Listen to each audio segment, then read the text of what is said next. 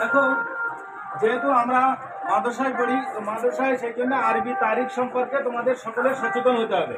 সাথে সাথে গ্রামের মানুষের সঙ্গে বা আমাদের পরিবেশ, স্কুল ঘাট সব জায়গায় এখন ইংরাজি তারিখ আজকের 3 তারিখ, আর এটা 3 লিখলাম, আর মাঝখানে একটা এই জায়গায় একটা ছোটো মতো দাগ দেওয়া রয়েছে, দেখতে পাচ্ছ সবাই? এটা এমনি তারিখটাকে লেখার পরে এটা লিখতে হয়। তারপরে মাস লিখলাম মুহররমুল হারাম, মানে এটা মুহররম মাস চলছে আজকের 3 তারিখ।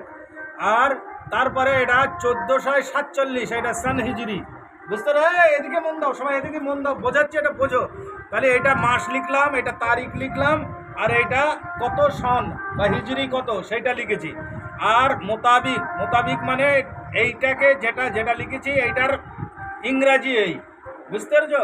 এটা হচ্ছে আজ 29 জুন, আজকের তারিখ লিখেছি। আর এটা হচ্ছে এটা কত সাল?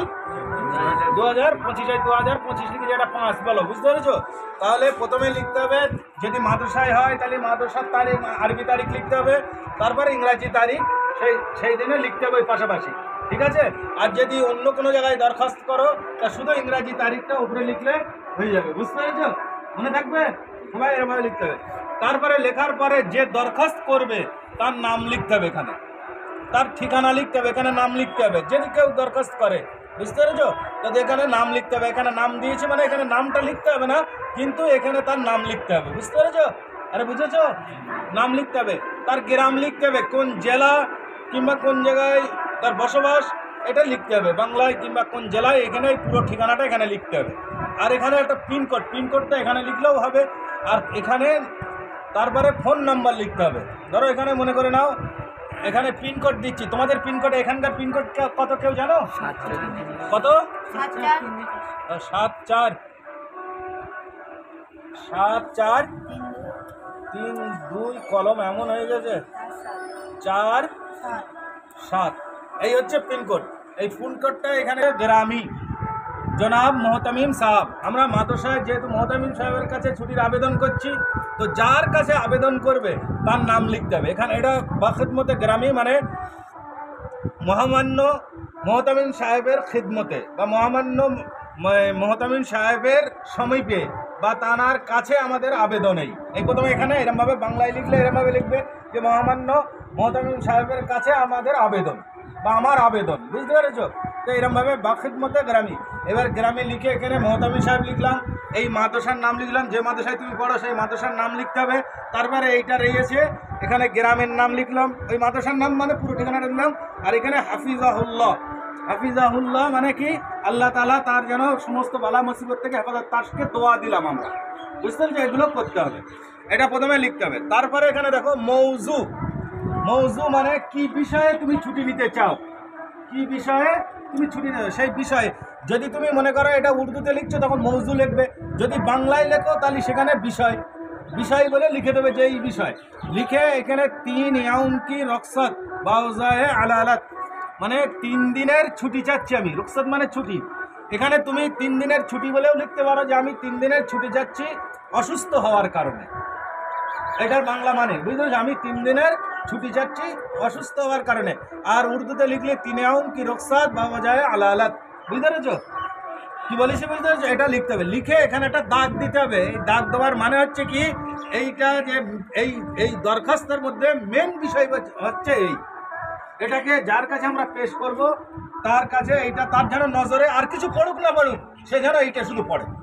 দাগ দেওয়ার মানে কি, আমরা যখন দাগ দেওয়া কিছু থাকে তখন আমরা বিশেষ করে গৌর করি যে এটা কেন এ করে, তার মানে করে দেওয়া মানে আর কিছু পড়ুক না। বান্দা কো আজ আচানক বুখার और सरदर्द शुरू हो गया है, এখানে বলছে যে আবেদন, এই যে আমরা যেটা বলি গুজারিশ মানে কি, আবেদন মানে আপনার কাছে আবেদন, এই যে আজ আমার বান্দা মানে নিজেকে যত ছোট মনে করে ওই সময় পেশ করা যায়, কারণ কারোর কাছে কোনো কিছু দরখাস্ত করতে গেলে যত ছোট এ করা যায়।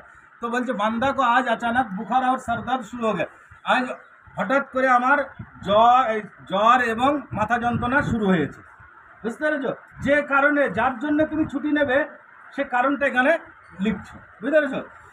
লিহাজা বান্দা 3 দিন এই জন্য বান্দা মানে আমি বলছি যে আমার 3 দিনের, এবার 3 দিনে তোমার উল্লেখ করতে হবে, দিনও উল্লেখ করতে হবে, তারিখও বার লিখতে হবে, এতবার আর পীর মানে এই 3 দিন। আর সেই 3 দিনের তারিখ কত? 2, 3, 4 মুহররমুল হারাম এত তারিখ, মানে এই তারিখ পুরো লিখে দিলাম যে এই তারিখের এই 3 দিন আমার ছুটি চাই।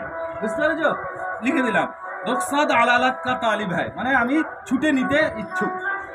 বুঝতে পেরেছো? এটা লিখে দিতে, বাংলায় যদি লেখো তো আমি ছুটি দিতে ইচ্ছুক, আর উর্দুতে লিখলে এইভাবে লিখতে হবে পুরো। এইটা তোমাদের খাতায় নকল করে নিতে হবে, নিয়ে এইটা তোমরা হুবাহু দরখাস্তে এটা লিখতে হবে।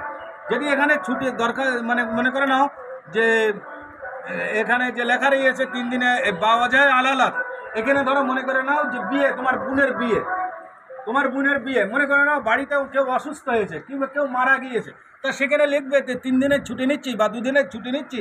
সে কারণ হচ্ছে এই যে আমার বাড়িতে মাইয়েত হয়েছে, কারণ হচ্ছে এই আমার বোনের বিয়ে, এখানে লিখে দেবে। বুঝতে পেরেছো? এইভাবে কোন কোন তারিখ এইসব লিখে দেবে।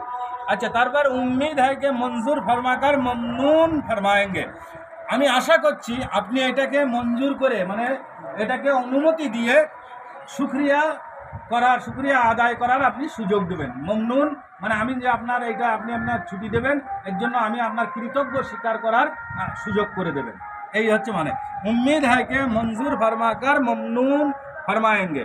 তারপরে নিচে এখানে লিখে দেওয়া হচ্ছে এটা জাযাকাল্লাহু খায়রা, আমরা যেরকম ধন্যবাদ আনতে বলি যে আল্লাহ তোমার ভালো করুক, আল্লাহ এ করুক, এখানে এটা দোয়া।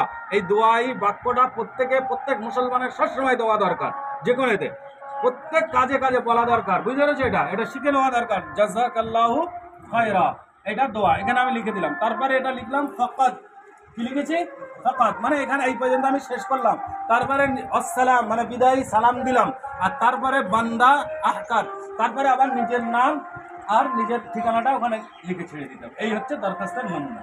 বুঝতে পেরেছো? সবাই বুঝেছো? আরে বুঝেছো? চুল করছো কেন? চুল করছো তো চুল করছো।